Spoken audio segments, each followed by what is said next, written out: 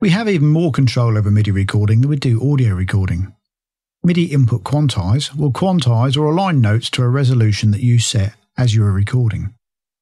It's a process that can also be performed post-recording during the editing stage, and we will look at it again then.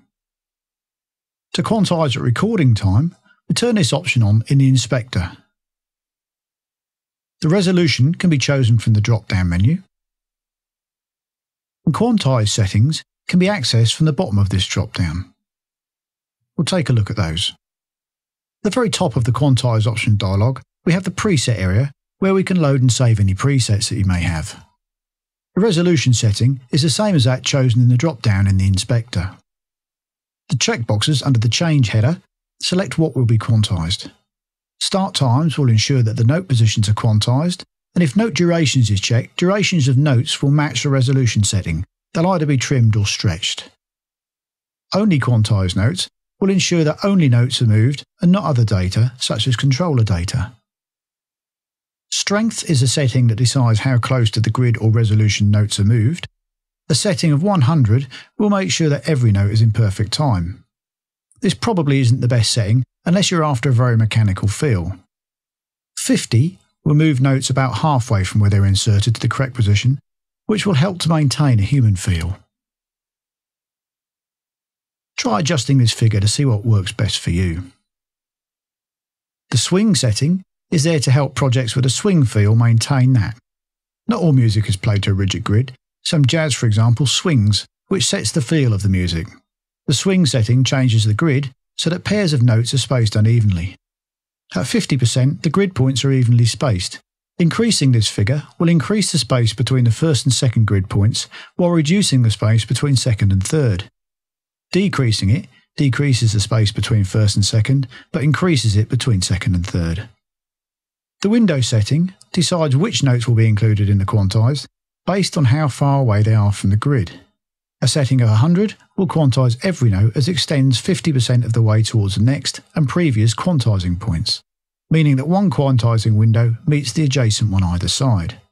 A setting of 60 means it extends 30% of the way to the next and previous quantize points, so there is an area between any two quantize points where any notes present will be ignored. Again, try this out to see what works best for you. Randomize is a value that determines the maximum amount of difference between the three previous values and the value that the randomize feature can add. This may help to maintain a human feel.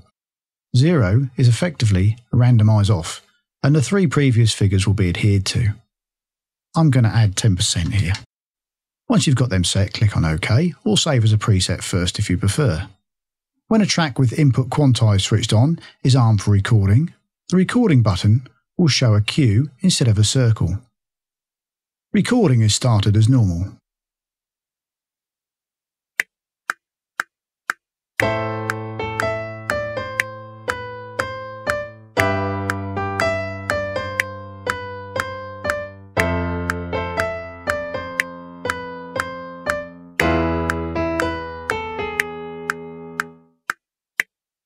I'll open this clip in the PRV, and you can see that the material has been aligned to the grid, but not exactly. That's due to the settings that I had.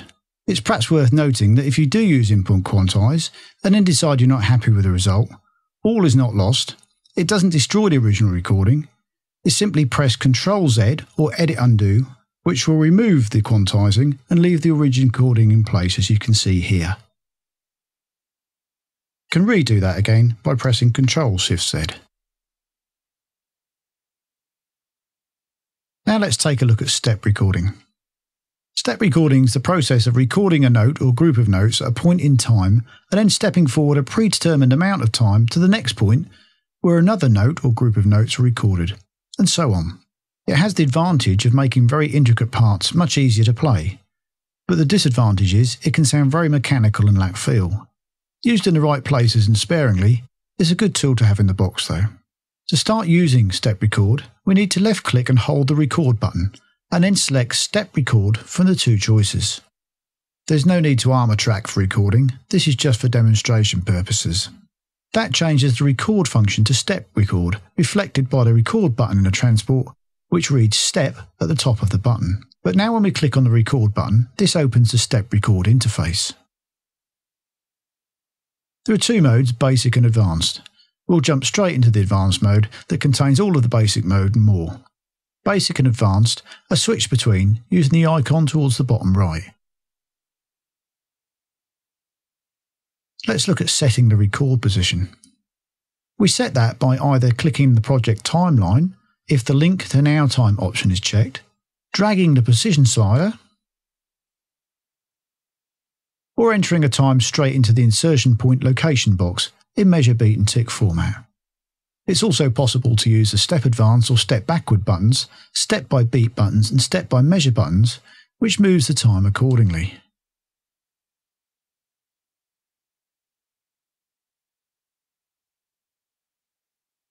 To set the step size, use the musical duration icons for common durations, or set a custom step size using a number of ticks as the value. We can use the dot icon or double dot icon to increase durations by 50 or 75% respectively. Step sizes can be added together by holding the Control key down while clicking on the icons. Note duration time can be set to either follow the step size, a percentage of the step size, or set to random by a percentage of the step size. The maximum percentage is entered here, and a follow step size needs to be unchecked to access them.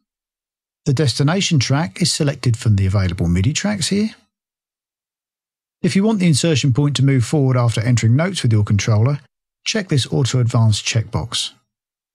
It's also possible to set an offset to the insertion point by entering a figure here, which can be negative if required. Any of these options can be changed at any time, and if you wish to delete entries as you step backwards, check the Delete on Back Step checkbox. Now if I press keys on my controller, the MIDI data is recorded and the insertion point steps forward, ready and waits for the next input.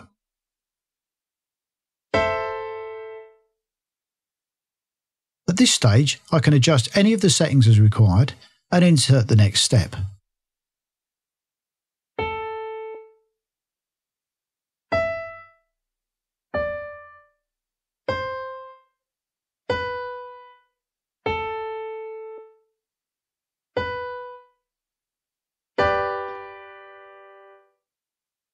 And that's how you use step recording.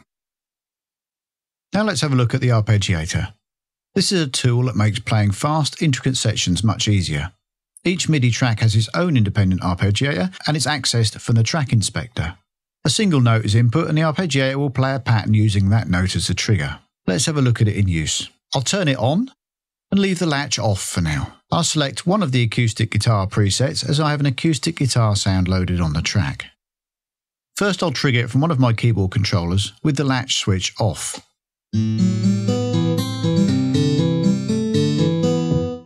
As I release the key on the keyboard, the pattern stops. Now I'll switch the latch on, and this time I shall just press the key briefly and then release it.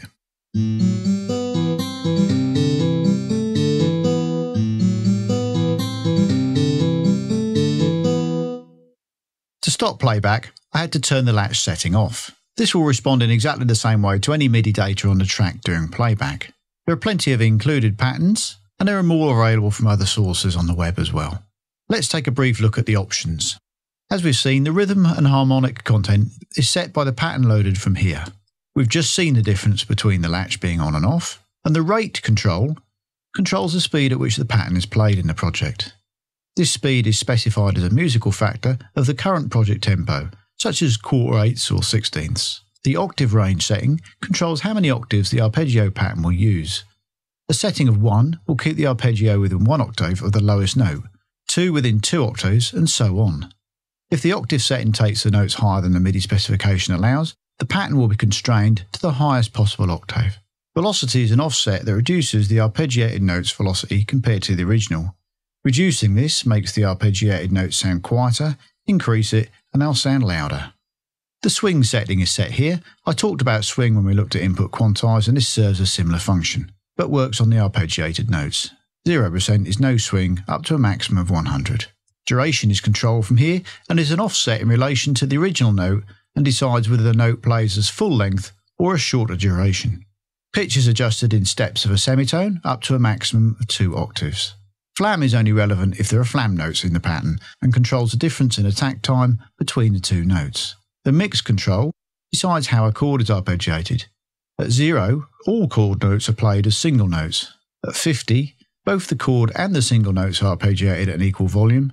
At 100, only the chord is heard. The Channel tab allows us to choose which input channels the arpeggiator responds to. The output will always be on the track's assigned channel. The Shape selector specifies the order that the currently held notes are played.